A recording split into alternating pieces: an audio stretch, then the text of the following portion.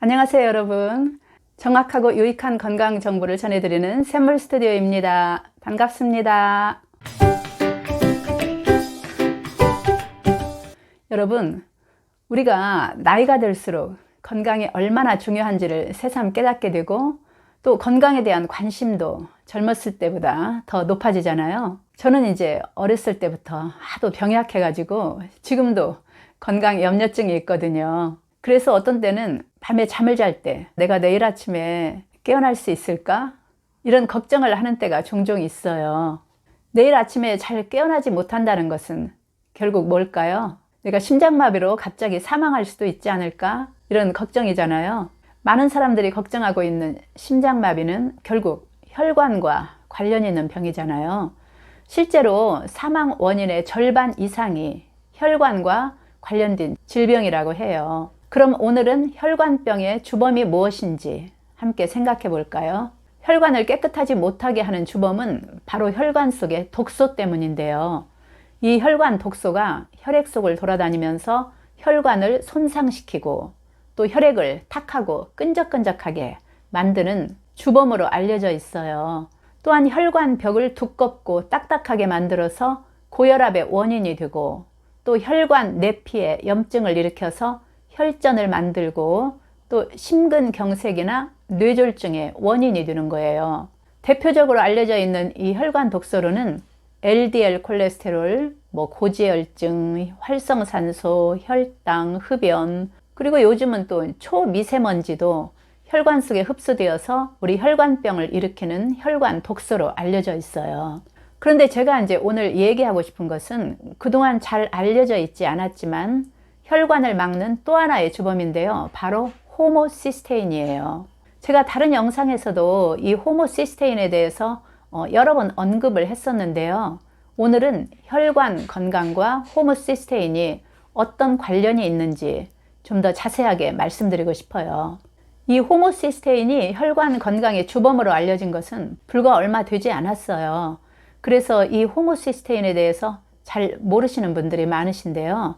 1970년대 미국 하버드 의대 병리학과의 킬머 맥컬리 박사가 선천적으로 이 아미노산 분해를 못하는 그런 유전 질환을 가지고 태어난 아이들을 이게 조사를 했어요. 이 조사하는 과정 중에 8살이 채 안 된 아이들이 심장마비로 사망을 했어요. 근데 이제 그 아이들을 부검을 해서 보니까 아이들의 동맥이 마치 80대 노인의 동맥과 비슷하게 망가져 있더라는 거예요. 아이들의 동맥이 완전히 망가져 있었고 중증 동맥경화 상태였다는 거죠.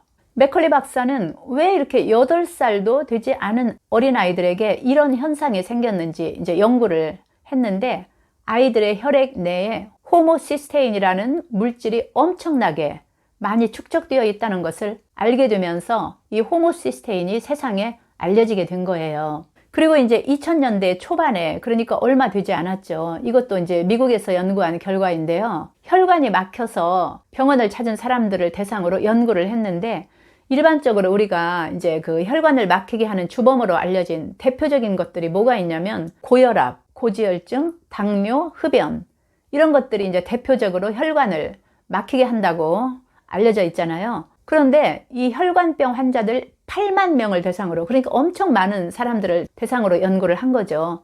이 8만 명을 대상으로 연구를 했는데 그 중에 20% 정도가 이런 4가지 대표적인 원인, 즉 고혈압, 고지혈증, 당뇨, 흡연, 이 4가지 대표적인 원인 중에서 한 가지도 안 가지고 있는 사람이더라는 거예요. 20%가. 그리고 약 40% 정도는 이 4가지 원인 중에서 한 가지만 가지고 있더라는 거죠. 그런데도 이 사람들이 혈관병으로 병원을 찾은 거예요. 왜 이런 사람들이 혈관병에 걸리게 된 것일까 연구를 한 거죠. 알고 보니까 혈관병을 일으키는 원인 중에는 이 4가지, 그러니까 고혈압, 고지혈증, 흡연, 당뇨, 이 4가지 이외에도 호모시스테인이라는 물질이 있더라는 거예요. 그 후로 이제 이 호모시스테인이 많은 사람들에게 알려지게 된 거예요. 그럼 이제 이 호모시스테인이 도대체 뭘까? 그것부터 먼저 설명드릴게요. 우리가 이제 단백질을 섭취를 하잖아요. 고기라든가 계란, 치즈, 생선, 우유 등등 이런 음식을 우리가 안 먹고 살 수는 없잖아요. 그런데 이런 음식 속에 들어있는 단백질은 여러 종류의 아미노산으로 잘게 쪼개진 후에 우리 몸에 흡수가 되거든요. 이 여러 종류의 아미노산 중에서 메티오닌이라는 아미노산이 있어요.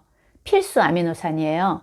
이 메티오닌이 우리 몸에 흡수되어서 대사 과정을 거치게 되는데, 이 대사 과정을 거치면서 호모시스테인이라는 물질이 발생하게 돼요. 쉽게 표현하면 단백질이 우리 미토콘드리아에서 이제 태워져서 남은 찌꺼기 또는 단백질 쓰레기라고 보시면 돼요. 독성이 아주 강한 물질인데요.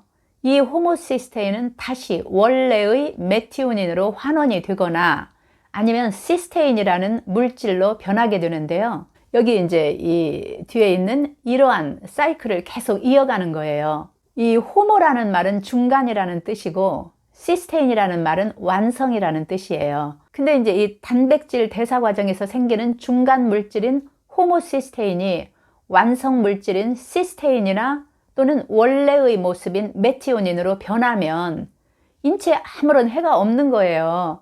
오히려 메티오닌이나 시스테인은 우리 몸에 꼭 필요한 물질이거든요. 그런데 이 사이클이 제대로 작동하지 않으면 메티오닌이나 시스테인으로 변하지 못한 호모시스테인이 우리 혈관에서 온갖 말썽을 부리는 거예요.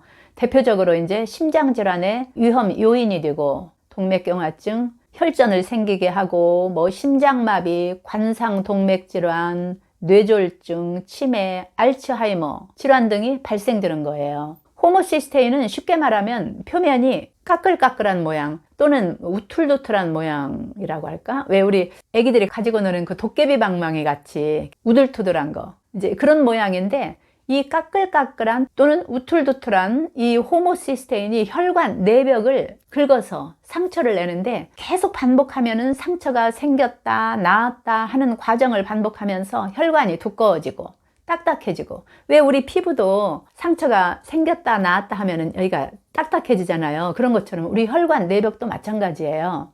이제 우리 혈관 내벽이 딱딱해져서 혈관이 노화되고 혈전이나 혈액 응고가 발생하고 동맥경화 같은 심혈관 질환이 생기는 거죠.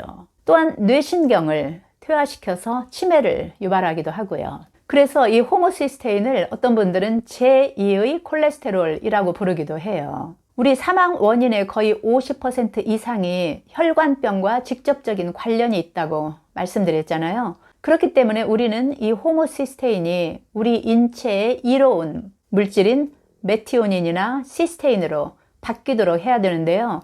혈관병의 주범인 고혈압이나 고지혈증, 당뇨 같은 것은 우리가 약물로도 조절할 수가 있고, 또 흡연 같은 경우는 끊을 수도 있지만 이 호모시스테인은 약물로 치료할 수 있는 그런 물질이 아니에요. 그러면 이제 어떻게 조절을 하느냐? 너무 쉬운 방법이 있어요.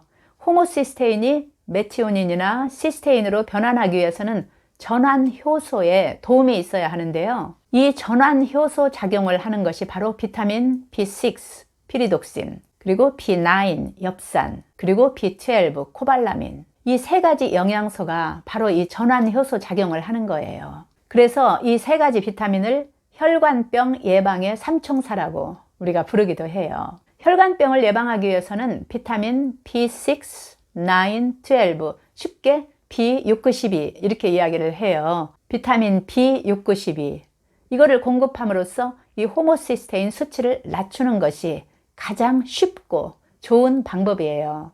이 호모시스테인의 수치는 혈액 검사로 우리가 알 수 있는데요. 건강한 사람의 호모시스테인 수치는 7 미만이며 호모시스테인 수치가 12를 넘으면 혈관 질환이 발생할 위험이 높다고 해요. 호모시스테인의 수치가 높은 분들에게 권장 복용량은 비타민 B6는 100mg, B12는 1mg, 그러니까 1000 마이크로그램이죠. 그리고 B9, 엽산은 1mg, 그러니까 1000 마이크로그램, 이만큼씩을 섭취를 해야 되는데 약 4주에서 6주 정도 이렇게 복용을 하면 호모시스테인 수치가 보통 사람의 경우에 정상화된다고 해요. 저도 이제 고기를 자주 먹는 편이기 때문에 비타민 B 복합체를 정말 지극정성으로 챙겨 먹는데, 비타민 B 복합체, 즉 비타민 B 8가지가 다 들어있는 거죠. 이거를 하나를 먹으면 그 안에 B6, 9, 12가 다 들어있으니까 편리하게 한 알로 해결할 수가 있어요.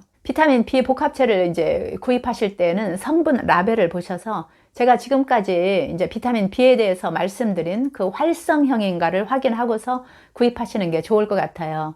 특히 이제 B6912는 꼭 활성형으로 복용하시는 게 좋은데요. 제가 이 위에 올려드린 거 한번 참고하시면 좋을 것 같아요. B6는 피리독스는 비활성형, 피리독살과 피리독사민이 활성형, 그리고 B9 엽사는 폴릭 애시드가 비활성형이고요. 쿼트라폴릭 또는 L5-MTHF 이것이 활성형이에요. 그리고 B12는 시아노코발라민은 비활성형, 메틸코발라민은 활성형이에요. 그러니까는 비타민 이제 B1에서부터 8가지가 쭉 있는데 모두 활성형을 복용하면 좋지만 특히 이 6912는 꼭 활성형을 선택을 하는 게 좋아요. 지금까지 이제 혈관 질환의 주범 호모시스테인에 대해서 말씀드렸습니다. 도움이 좀 되셨나요? 끝까지 들어주셔서 감사드리고요. 구독과 좋아요 부탁드려요. 건강하세요. 감사합니다.